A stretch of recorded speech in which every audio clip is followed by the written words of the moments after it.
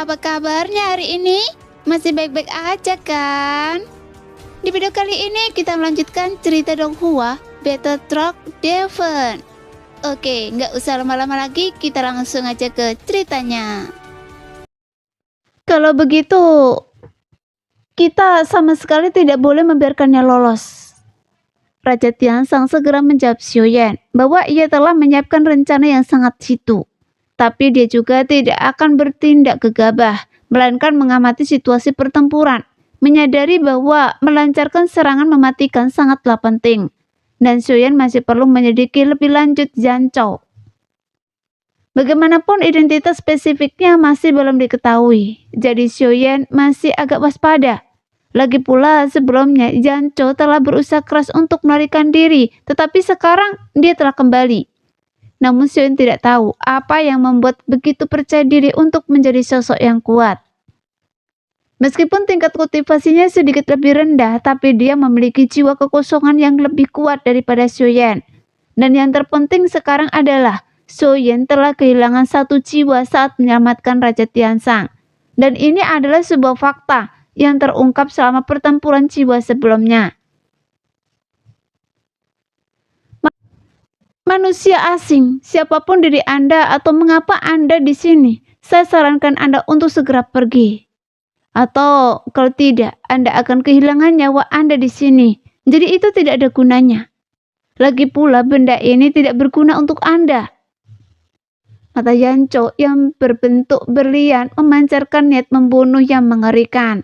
Dan siapapun yang tidak memiliki kekuatan yang cukup akan langsung merasa seolah-olah mereka telah jatuh ke laut dalam dan merasakan sensasi yang sangat dingin dan menusuk. Bagaimana jika benda ini berguna bagi saya? Balas Xiuyan sambil mencibir. Hanya Anda bahkan tidak tahu benda apa ini. Jadi bagaimana mungkin benda ini berguna bagi Anda? Janzhou mendengus dingin. Oh, kalau begitu katakan saja benda apa ini. Tapi saya yakin Anda juga tidak tahu, kata Xiuyan dengan tenang. Semua orang bilang manusia itu licik dan berbahaya. Kalau Anda tidak tahu, Anda bisa bertanya saja. Janzhou tak kuasa menahan tawa. Kalau saya benar-benar bertanya dan Anda tidak mau beritahu saya, meskipun saya tidak tahu benda apa ini, tapi saya bisa saja membunuh Anda dan mencari jiwa Anda. Saat itu saya akan tahu segalanya, kan?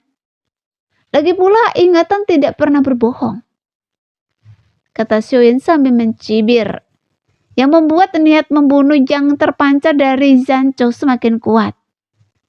Kalau begitu, langsung saja ke intinya, raung Janzhou dengan marah. Andalah yang memulai omong kosong ini. Apa yang memberi Anda kedok hingga Anda berani kembali?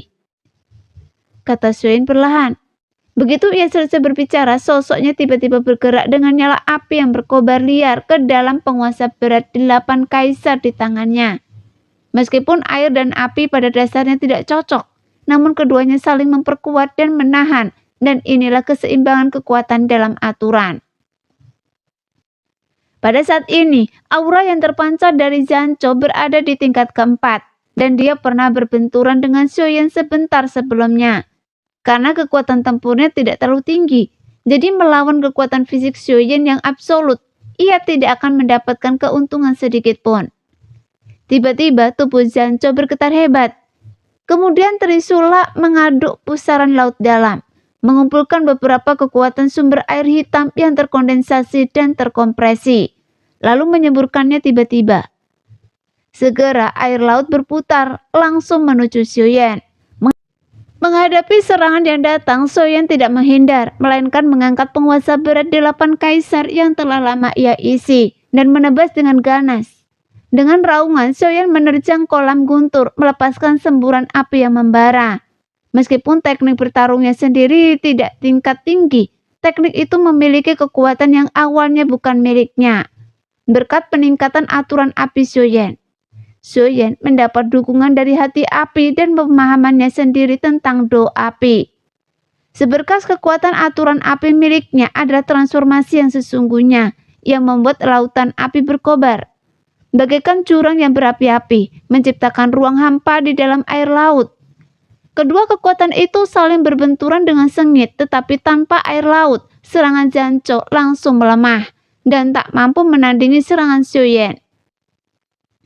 Tiba-tiba kilatan petir menyambar dari dalam nyala api, dan saat Janco mundur, sesosok tiba-tiba muncul di hadapannya. Tapi dia buru-buru mengangkat trisulannya dan berputar untuk menangkis. Tetapi Xiuyan sudah muncul di hadapannya dengan kecepatan luar biasa, dan tinjunya siap menyerang. Kemudian Xiuyan melepaskan pukulan dengan kekuatan yang tak tertahankan bagi Janco. Melihat itu, ekspresi Janco berubah dan ia terpaksa meledakkan trisula di tangannya, melepaskan ledakan kekuatan yang dahsyat. Setelah berbenturan dengan Xiuyan dengan kekuatan penuh, Janco memanfaatkan kesempatan ini untuk mundur. Kemudian kultivasi tingkat keempatnya tiba-tiba menjadi kabur, digantikan oleh sebuah kekuatan jiwa yang dahsyat meletus, menatap tajam ke dalam jurang. Di lautan di belakangnya, sebuah retakan terbuka tiba-tiba. Pada saat yang sama, Janco menatap tajam ke arah Xiuyan. Dalam sekejap, Xiuyan merasa seolah-olah jiwanya telah jatuh ke dalam gua es. Yang Xiuyan lihat hanyalah dirinya sendiri yang terkoyak, dan kemudian bola merah itu direnggut oleh Janco. Segera setelah itu, sebuah pola putih terbang menuju Xiuyan. Dalam penglihatan Xiuyan, Longye dan Raja Tianshang terbunuh, dan bahkan Ye Beijing juga terbunuh. Meskipun jiwa Xiuyan terguncang, ia belum sepenuhnya kehilangan akal sehatnya dan tahu bahwa semua ini hanyalah serangan jiwa dari Janco. Namun jiwa Xiuyan ingin mencegah kebuntuan ini. Ia harus melepaskan kekuatan jiwanya. Jiwa ilusi muncul! Bahkan dalam ilusi, Xiuyan berteriak dan memanggil jiwa ilusi dari dalam. Tapi dia seolah-olah terjun ke dalam lubang hitam yang membuat pupil matanya tiba-tiba mengecil saat ia dengan paksa melepaskan diri dari ilusi. Sekarang Anda hanya punya 2 jiwa. Ternyata persepsi saya sebelumnya memang benar. Jika Anda tidak memiliki jiwa yang kuat dan halus, saya bisa saja melenyapkan jiwa Anda hanya dengan sekali pandang, kata Janco dengan dingin, karena 1 jiwa Xiuyan telah hilang. Niscaya itu akan menjadi kelemahan terbesar Xiuyan, membuatnya sama sekali tidak berdaya melawan serangan jiwa Janco. Karena sekuat apapun tubuh fisiknya, begitu jiwanya terkorupsi, Xiuyan bahkan tak mampu melancarkan serangan paling dasar. Serangan ini pasti akan membunuh Anda, mencekik retriksi. Di laut dalam, Xiuyan merasakan kekuatan dahsyat menyerang dari sekelilingnya. Di matanya, kekuatan jiwa Janco yang baru saja dilihatnya tampak terwujud, dan ribuan rantai besi transparan menyerang. Namun Xiuyan masih punya waktu untuk melarikan diri. Namun meskipun Janco menggunakan jiwa ilusinya, tetapi Xiuyan tidak sendirian. Dalam sekejap, ia punya 2 pilihan. Menggunakan guntur ekstrim lagi untuk menghentikan serangan jiwa Janco dengan kecepatan penuh, atau menggunakan jiwa ilusinya untuk meninggalkan tempat ini terlebih dahulu. Tapi Xiuyan hanya punya waktu 1 nafas tersisa untuk berpikir. Ia tidak memilih untuk melarikan diri, bahkan dengan 1 jiwa yang tersisa. Xiuyan tidak bisa melarikan diri. Lagi pula ini belum batasnya, jadi Xiuyan memilih untuk melepaskan serangan petirnya, memaksimalkan kecepatannya. Saat Janco tepat di depannya, dalam 1 tarikan nafas saja sudah cukup. Dalam sekejap, Xiuyan muncul di belakang Janco. Kelima jarinya mengepak, mengunci jantung Janco, dan ia melancarkan pukulan. Entah karena kecepatannya yang terlalu tinggi atau karena Janco tidak bereaksi, tinju Xiuyan menembus tubuhnya dari belakang. Seluruh tubuh bagian atasnya lenyap menjadi kabut darah. Namun meskipun Xiuyan telah membunuhnya, tapi rasa urgensi di hati Xiuyan belum hilang.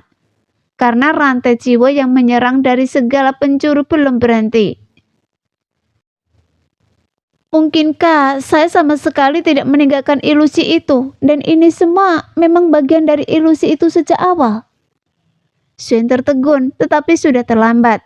Rantai besi tak kasat mata telah tiba, mengikat erat tubuhnya, yang menunjukkan kehilangan jiwanya memiliki dampak yang signifikan. Mengingat kekuatan jiwa Anda lebih rendah daripada milik saya, mematahkan ilusi saya tentu saja mustahil. Jadi saya akan memberi Anda kesempatan.